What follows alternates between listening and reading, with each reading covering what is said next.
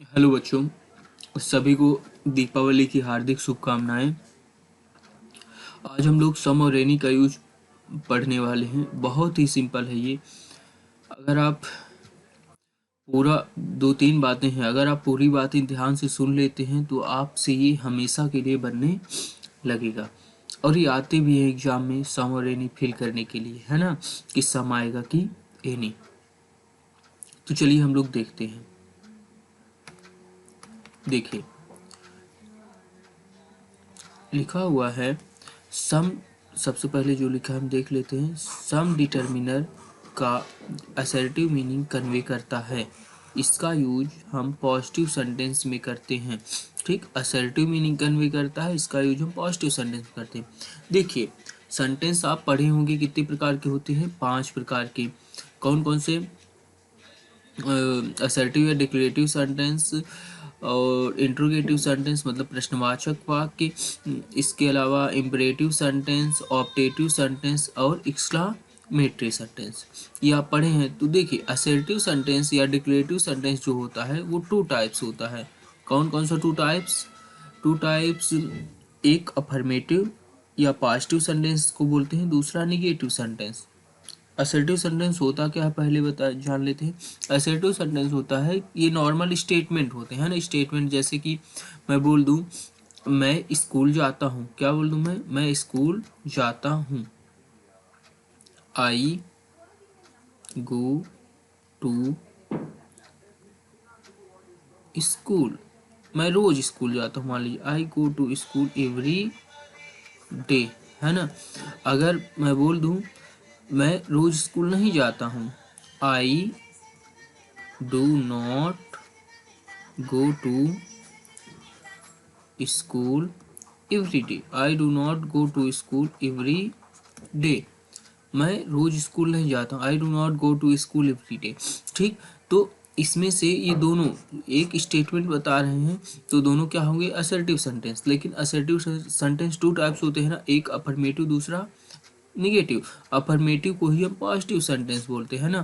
तो मैं बोल रहा हूँ जब मैं स्कूल जाता हूँ, तो ये क्या हो जाएगा? Affirmative sentence. और मैं बोल दूँ अगर मैं स्कूल नहीं जाता हूँ, मैं रोज स्कूल नहीं जाता हूँ, तो I do not go to school, इसमें नॉट है, ये निगेटिव सेंटेंस हो जाएगा।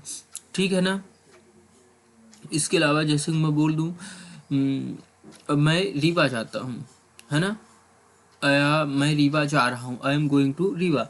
मैं बोल दूँ मैं रीवा नहीं जा रहा हूँ, I am not going to Rewa, I am not going to Rewa. तो क्या हो जाएगा? एक I am going to Rewa हो जाएगा पॉजिटिव या अफर्मेटिव सेंटेंस, और I am not going to Rewa हो जाएगा क्या? Negative sentence. असर्टिव या सेंटेंस में कौन सा हो जाएगा? निगेटिव सेंटेंस, है ना। चलिए अब हम देख लेते हैं आगे।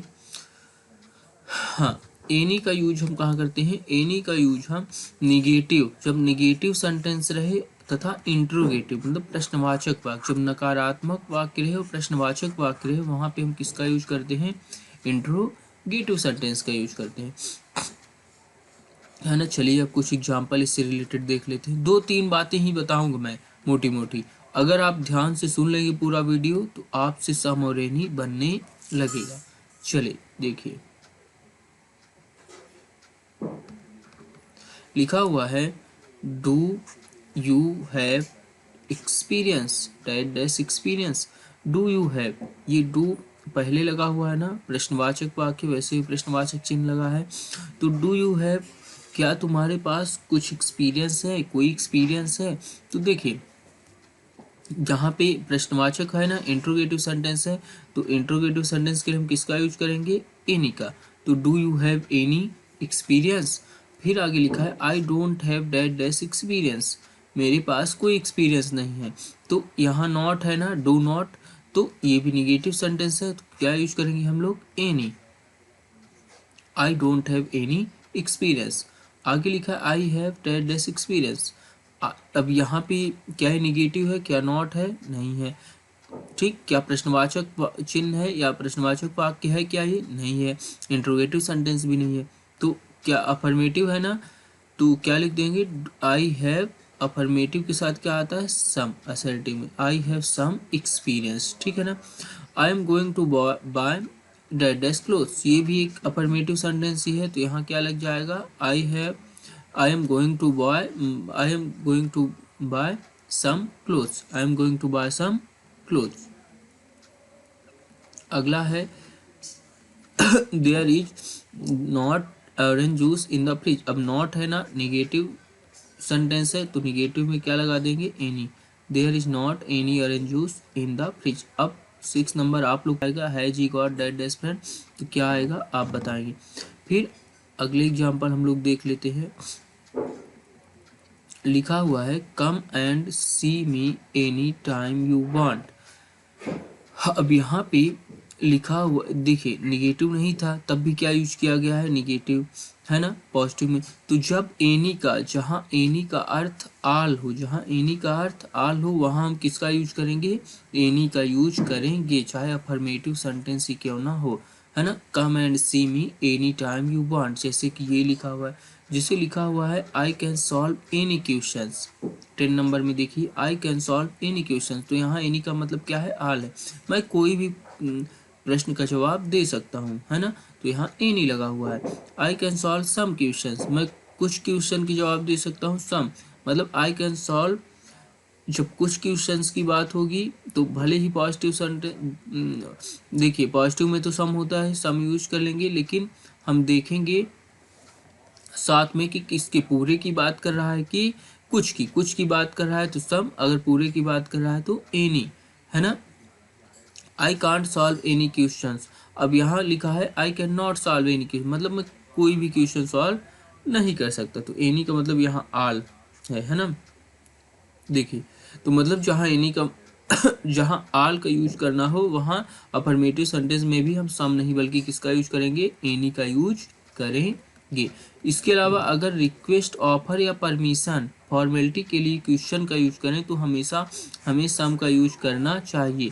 मतलब अगर रिक्वेस्ट रहे कोई, मतलब ऑफर रहे, परमिशन रहे, तो वहाँ पे हम किसका यूज करेंगे, चाहे प्रश्न इंट्रोगेटिव सेंटेंस ही क्यों ना हो, है ना, क्वेश्चन ही क्यों ना हो, इंट्रोगेटिव सेंटेंस ही क्यों ना हो, वहाँ हम किसका यूज करेंगे, सम का यूज करेंगे। वैसे निगेटिव और इंट्रोगेटिव सेंटेंस में हम किसका यूज करते हैं, देखिए अभी आप पढ़े हैं कि निगेटिव सेंटेंस और इंट्रोगेटिव सेंटेंस में हम एनी का यूज करेंगे, लेकिन अगर क्या हो, रिक्वेस्ट रहे, ऑफर रहे, परमिशन रहे, है ना, रिक्वेस्ट रहे, ऑफर रहे या परमिशन रहे, तो वहाँ हम किसका यूज करेंगे, वहाँ हम सम का यूज करेंगे, है ना। तो देखिए, shall we have that dash rest, अभी परमिशन ले रहा है, क्या मैं रेस्ट आराम कर सकता हूँ, तो shall we have some rest, यहाँ हम एनी का यूज नहीं करेंगे। आप ध्यान देंगे कि रिक्वेस्ट, ऑफर, परमिशन, इनमें से तो कोई नहीं है। Would you have that sweets, अभी ऑफर दे कर रहा है ना कि क्या तुम्हें स्वीट्स चाहिए, तो would you have some sweets, ऐसे। अब यहाँ पे do you have that sugar, है ना, क्या आपको चीनी चाहिए कुछ, तो यहाँ पे do you have some sugar, भले ही इंट्रोगेटिव सेंटेंस है तब भी आप यहाँ सम का यूज करेंगे। इसके अलावा आप लोग ये फील करेंगे, can I have that dash soap please, I am thirsty, can I have that dash water, they what that dash books, है ना, ये आप फील करके हमको कमेंट बॉक्स में बताएंगे, तब हम आंसर आपको इसका दे देंगे, ठीक। जैसे कि यहाँ लिखा हुआ है Rohit and Sakshi haven't got that dash children, अब रोहित और साक्षी के हैव नॉट लगा है ना, तो हैवेंट गॉट एनी चिल्ड्रन हो जाएगा, ठीक। इसके अलावा जैसे कि लिखा हुआ है, देखिए यहाँ पे निगेटिव वर्ड जब में एनी का यूज कर, जैसे हार्डली आ गया, भले ही नॉट ना लगा रहे, हार्डली ये निगेटिव वर्ड होता है ना, जैसे रेयरली ये निगेटिव वर्ड होता है, स्केर्सली निगेटिव वर्ड, बेयरली, विदाउट, ये सब निगेटिव वर्ड होते हैं। तो अगर ये आ रहे हैं तो भले ही नॉट नहीं लगा है, आपको एनी का यूज करना है। तो जैसे लिखा है ही क्रॉस द फ्रंटियर विदाउट, अब विदाउट है ना, तो विदाउट है मतलब नॉट है इसके साथ, निगेटिव वर्ड है तो विदाउट एनी डिफिकल्टी हो जाएगा, ठीक है ना। इसके अलावा जैसे कि ये देखिए लिखा हुआ है हार्डली, तो they have hardly that dash knowledge of children, तो हार्डली निगेटिव वर्ड होता है तो इसलिए यहाँ पे क्या आएगा, एनी नॉलेज ऑफ चिल्ड्रन, ठीक है। बाकी जो भी बच रहे हैं तो आप फिल करके हमको कमेंट बॉक्स में, जैसे ये दोनों हो गए, बताएंगे क्या आएगा, सम आएगा कि ये नहीं आएगा, इन सभी क्वेश्चन के आंसर। ठीक है ना। अगर समझ में नहीं आया है तो आप कमेंट करके हमें बताइएगा।